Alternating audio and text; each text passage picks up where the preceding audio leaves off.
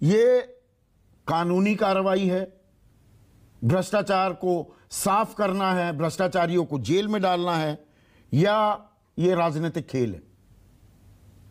संदीप जी, मैं आपके introductory remarks को बहुत ध्यान से सुनता हूं और मूल तौर पे मैं सहमत रहता हूं, लेकिन आज मैं थोड़ा सा कंफ्यूज था। एक ओर आप ये स्वीकार कर रहे हैं कि लालू यादव एक हैबिचुअल ऑफेंडर अर्थात आदतन अपराधी हैं, एक नहीं कई ऐसे मामले आए हैं, लेकिन आपको टाइमिंग पर शक है।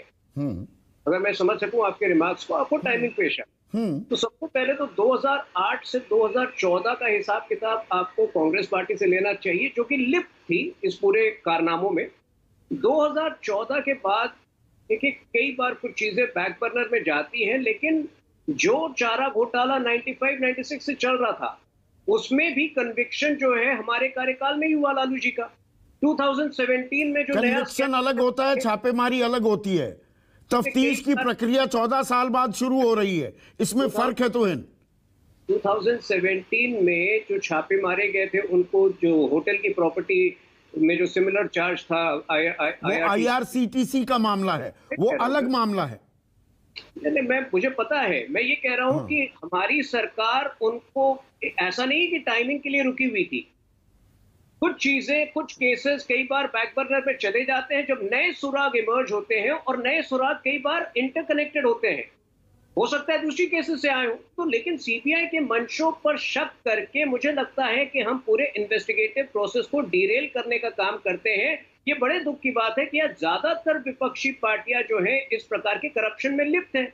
अभी अगर पड़ोस के राज्य को अगर आप देख ले तो हेमंत सोरेन के खिलाफ कौन कौन से चार्जेस आए हैं, उस पर भी हमें बहस करनी चाहिए। अगर आप टाइमिंग की बात करें तो शिबू सोरेन का जो प्राइवेट सेक्रेटरी का मर्डर था, वो तो 1994 में हुआ था। कई बार सीबीआई जो है, और उस समय हमारी सरकारें भी नहीं होती थी, लेकिन उसका कन्विक्शन हुआ था 2006। नहीं, ये सारे विपक्षी ही भ्रष्टाचार करते हैं।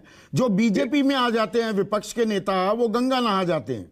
मुकुल रॉय शारदा स्कैम में नाम आता है, वो कोई कार्रवाई नहीं होती, तफ्तीश सारी ठप हो जाती है, बंद हो जाती हैं। वही हिमंता बिस्वा शर्मा के साथ हुआ। फेहरिस्त बहुत लंबी है ये। देखिए, ऐसा नहीं है, बहुत लंबी लिस्ट है, लेकिन जिस तरह हर जगह पे हमने चीजों को टाइट किया है, जिस तरह से टैक्स चोरी बची है, वैसे ही कई जगह जांच शुरू होती है, लेकिन अगर हम निष्कर्ष तक नहीं पहुंच पाए तो उसके लिए लैक ऑफ एविडेंस। मतलब आपने कहा, वो बड़ा अच्छा आपने वाक्य इस्तेमाल किया कि नए सुराग मिले।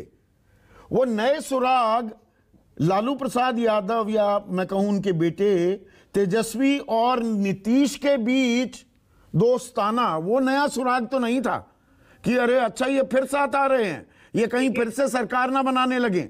अगर आप मुझसे पूछें तो पी चिदम्बरम और लालू जी दोनों पॉलिटिकली इररिलेवेंट है। वो आप मीडिया में भले भले छाए हो रहते हैं, आप उन पर शो कर देते हैं, लेकिन दोनों पूरी तरह से पॉलिटिकली इररिलेवेंट है। और वो लालू जी को आप आइसोलेशन में क्यों देख रहे हैं? महाराष्ट्र के 2 मंत्री जो हैं जेल में हैं। एक जो है एक्सटॉर्शन रैकेट चलाते थे, दूसरा दाऊद के फ्रंटमैन बन के उनके लिए प्रॉपर्टी खरीदा करते थे। तो ये विपक्ष का अगर आप हिसाब किताब लेना शुरू करें तो नवीन पटनायक और 2-3 लोगों को छोड़कर ज्यादातर विपक्षी पार्टी इस तरह के करप्शन में आज लिप्त है। और हम एक जीरो टॉलरेंस अप्रोच लेके चल रहे हैं। पहले जो हुआ, अब हम जो है और अग्रेसिवली इनके खिलाफ जा रहे हैं। नहीं, जीरो टॉलरेंस हमने देखी है, बेल्लारी ब्रदर्स का रसूख भी देखा है बीजेपी में। जीरो टॉलरेंस की बात नहीं करते, मुद्दे पर ही रहते हैं। तो नीतीश कुमार, आपने कहा कि लालू इररिलेवेंट है, चलिए मान लेते हैं, उनकी पार्टी तो नहीं है। आज की तारीख में 45 विधायक के साथ 75 आरजेडी के हैं, तो सीधी सरकार बनती है। नीतीश कुमार वही आंखें जो तरेर रहे थे, ये लालू के जरिए नीतीश को संदेश है क्या कि इनके साथ ज्यादा गलबैया ना कीजिए, सरकार बनाने के सपने मत देखिए, जेल में डाल देंगे फिर से। हमने नई अगर ये पॉलिटिकल जांच खोल दी है। नहीं, अगर आप ये पॉलिटिकल स्पेकुलेशन पर भी बहस चाहते हैं तो आपको मैं एक काल्पनिक स्थिति देता हूं। क्या नीतीश कुमार ये एक्सेप्ट करेंगे कि लालू के बेटे को सीएम बनाया जाए? या लालू के बेटे जो इतनी बड़ी पॉलिटिकल एम्बिशन लेके चल रहे हैं, क्या वो स्वीकार करेंगे कि वो अपनी हैसियत काट के नीतीश के साथ आ जाए? तो ये सारे स्पेकुलेशन जो है मीडिया में चलते रहते अच्छा, हैं। ये मुझे नहीं स्पेकुलेशन लगता- है। जेडीयू के राष्ट्रीय अध्यक्ष कहते हैं नीतीश कुमार किसी की कृपा से मुख्यमंत्री नहीं है। इफ्तार मिलन होना क्या ये संयोग है? तेजस्वी के साथ गुफ्तगू, जातीय जनगणना पर एक हो जाना, स्पेशल स्टेटस ना देना,